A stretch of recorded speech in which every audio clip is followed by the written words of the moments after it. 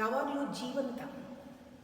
ಧರ್ಮ ಜೀವಂತವಾಗಿರುತ್ತೆ, ಯಾವಾಗಲೂ ನಳಿಸ್ತಾ ಇರುತ್ತೆ, ಯಾವಾಗಲೂ ಅದರಲ್ಲಿ ಥ್ರಾಬಿಂಗ್ ಅಂತಾರೆ, ಅದು ಯಾವಾಗಲೂ ತುಡಿತಾ ಇರುತ್ತೆ, ಯಾವಾಗಲೂ ಅದರಲ್ಲಿ ಜೀವ ಇರುತ್ತೆ.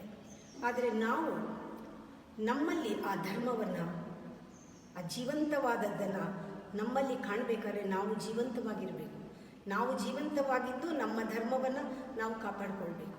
ಅಂದರೆ ನಮ್ಮ ಧರ್ಮ, ನಾವು ನಗ್ತಾ ಇದ್ದರೆ, ನಾವು ಸಂತೋಷವಾಗಿದ್ದರೆ, ನಾವು ಸಂತಸವಾಗಿದ್ದರೆ, ನಾವು ಖುಷಿಯಾಗಿದ್ದರೆ ನಾವು ಧರ್ಮವನ್ನು ನಾವು ಎತ್ತಿ ಹಿಡಿದ ಹಾಗೆ.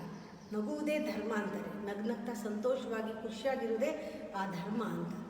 ನಾವು ಯಾವಾಗ ನಮ್ಮ ಅಹಂಕಾರದಲ್ಲಿ ಇದು ಸರಿಗಿಲ್ಲ, ಇದು ಬೇಡ, ಇದು ಚೆನ್ನಾಗಿಲ್ಲ, ಅವ್ರು ಸರಿಯಾಗಿಲ್ಲ, ಯಾವಾಗಲೂ ಒಂದು ಕಂಪ್ಲೇಂಟು, ಯಾವಾಗಲೂ ಒಂದು ನಮ್ಮ ಮನಸ್ಸಿನಲ್ಲಿ ಯಾವುದನ್ನು ನಾವು ಒಪ್ಪದೆ ಯಾವಾಗಲೂ ನಾವು ಮುಖ ಸಿಡಿಸ್ಕೊಂಡಿದ್ರೆ ಯಾವಾಗಲೂ ಕೂಡ ನಾವು ನಮ್ಮ ಪಾಲಿಗೆ ನಮ್ಮ ಧರ್ಮ ಸತ್ತೋಗಿದೆ ಅಂತ.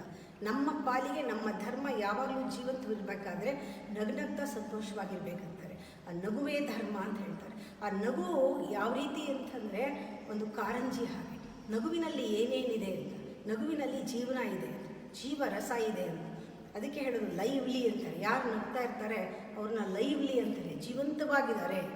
ನಗ್ನಗ್ತಾ ಇದ್ದಾಗ ಆ ಪ್ರೇಮ ತುಂಬಿರುತ್ತೆ. ಆ ಕಾರಂಜಿಯ ಆ ಚಿಮ್ಮುದ್ರಲ್ಲಿ, ಅದರಲ್ಲಿ ಆ ನಗುವಿನ ಆ ಕಾರಂಜಿಯಲ್ಲಿ ಪ್ರೇಮ ಇರುತ್ತೆ, ಜೀವನ ಇರುತ್ತೆ, ಆನಂದ ಇರುತ್ತೆ, ಆರೋಗ್ಯ ಇರುತ್ತೆ, ಎಲ್ಲವೂ ಇರುತ್ತೆ. ಒಂದು ಸತಿ ಆ ಕಾರಂಜಿ ಚಿಮ್ಮಿದ್ರೆ ಬಾಡಿನಲ್ಲಿ, ಮೈಂಡಲ್ಲಿ, ಬ್ರೈನ್ನಲ್ಲಿ ಎಲ್ಲ ಕಡೆನೂ ಒಂದು ಕೆಮಿಕಲ್ ಚೇಂಜ್ ಆಗುತ್ತೆ. ಬಾಡಿನಲ್ಲಿ ಕಂಪ್ಲೀಟ್ ಕೆಮಿಸ್ಟ್ರಿನೇ ಬದಲಾಗುತ್ತೆ. ನಗ್ನಗ್ತಾ ಇದ್ದರೆ, ಸಂತೋಷವಾಗಿದ್ದರೆ. ಆ ನಗುವಿನಲ್ಲಿ, ಆ ನಗು ಕಾರಂಜಿ ತಿಂದಾಗ, ನಗು ನಮ್ಮಲ್ಲಿ ಕೆಲಸ ಮಾಡಿದಾಗ ಆ ನಗು ಒಂದು ಒಂದು ಪ್ರಭಾವಳಿಯನ್ನು ನಿರ್ಮಾಣ ಮಾಡುತ್ತೆ ನಮ್ಮಲ್ಲಿ. ಆ ನಗುವಿನ ಆ ಒಂದು ಪ್ರಭಾವಳಿ ಎಷ್ಟು ದೊಡ್ಡದಾಗಿರುತ್ತೆ ಅಂದರೆ ನಮ್ಮ ನಗುವಿನ ಇಂಟೆನ್ಸಿಟಿ, ನಮ್ಮ ಆ ನಗುವಿನಲ್ಲಿರುವ ಆಳದ ಅಲ್ಲಿರೋ ಅಲ್ಲಿ ಪ್ರೇಮ ತೋರ್ಸೋಕ್ಕೆ ಆ ನಗು ಬರ್ತಾ ಇದೆ, ಆನಂದ ತೋರ್ಸಕ್ಕೆ ಬರ್ತಾ ಇದೆ, ನಮ್ಮ ಜೀವನ ತೋರ್ಸಕ್ಕೆ ಬರ್ತಾ ಇದೆ. ಅಂತಹ ನಗುವಿನಲ್ಲಿ ಒಂದು ದೊಡ್ಡ ಆರ ಸೃಷ್ಟಿಯಾಗುತ್ತೆ. ಅಲ್ಲಿ ಅಹಂಕಾರ ಕರಗೋಗುತ್ತೆ. ಇದೇ ಮುಖ್ಯವಾದದ್ದು. ಅಹಂಕಾರ ಕರಗೋದ್ರಿಂದ ನಗುವಿನಿಂದ ಸುಲಭವಾಗಿ ಹಾಸ್ಯ, ನಗು, ವಿನೋದ, ವಿಲಾಸ, ಇದರಲ್ಲೆಲ್ಲ ವಿಶ್ರಾಂತಿ, ಎಲ್ಲದರಲ್ಲೂ ಕೂಡ ಆ ನಗು ಎಕ್ಸ್ಪ್ರೆಷನ್. ಎಲ್ಲಿ ನಗುವಿಲ್ಲ ಅಲ್ಲಿ ಧರ್ಮವೇ ಇಲ್ಲ. ಆದರೆ ನಾವೇನು ಮಾಡ್ತೀವಿ ಈಗ ಪ್ರಾರ್ಥನೆಯಲ್ಲಿ ನೋಡಿ, ಪ್ರಾರ್ಥನೆಯಲ್ಲಿ ನಗುವಿನಲ್ಲಿ ಸುಲಭವಾಗಿ ಅಹಂಕಾರ ಹೋಗುವ ಹಾಗೆ ಪ್ರಾರ್ಥನೆಯಲ್ಲಿ ಹೋಗೋದಿಲ್ಲ.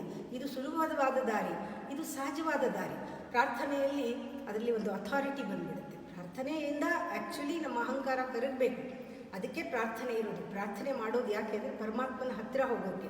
ಪರಮಾತ್ಮನ ಹತ್ತಿರ ಹೋಗಬೇಕಾದ್ರೆ ನಮ್ಮಲ್ಲಿರೋ ಅಹಂಕಾರಗಳೆಲ್ಲ ಕರಗಬೇಕು. ದೇವಸ್ಥಾನಕ್ಕೆ ಹೋಗೋದಾಗಲಿ, ಗುರುಗಳ ಹತ್ರ ಹೋಗೋದಾಗಲಿ, ಎಲ್ಲಕ್ಕೂ ಅಹಂಕಾರ ಕರಗೋದೇ ಒಂದು ಉದ್ದೇಶ.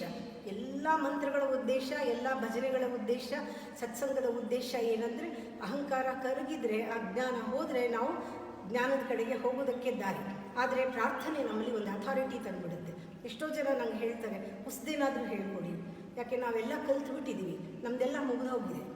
ಏನೇನು ಮುಗಿದು ಹೋಗಿದೆ ನಿಮ್ಮದು ಅಂದರೆ ಸಹಸ್ರನಾಮ, ಎಲ್ಲ ದೇವರದ್ದು ಸಹಸ್ರನಾಮ, ಎಲ್ಲ ದೇವರ ಅಷ್ಟೋತ್ತರ, ನಮಗೆ ಸೌಂದರ್ಯ ಲಹರಿ, ಆನಂದ ಲಹರಿ, ಎಲ್ಲ ಲಹರಿಗಳು, ಶ್ರೀ ಸೂಕ್ತ, ಪುರುಷ ಸೂಕ್ತ, ರುದ್ರ, ಕ್ಷಮೆ ಎಲ್ಲ ಮುಗಿದು ಹೋಗಿದೆ ನಮ್ಮದು, ಎಲ್ಲ ಕಲ್ತ್ಬಿಟ್ಟಿದ್ದೀವಿ ಅಂತ.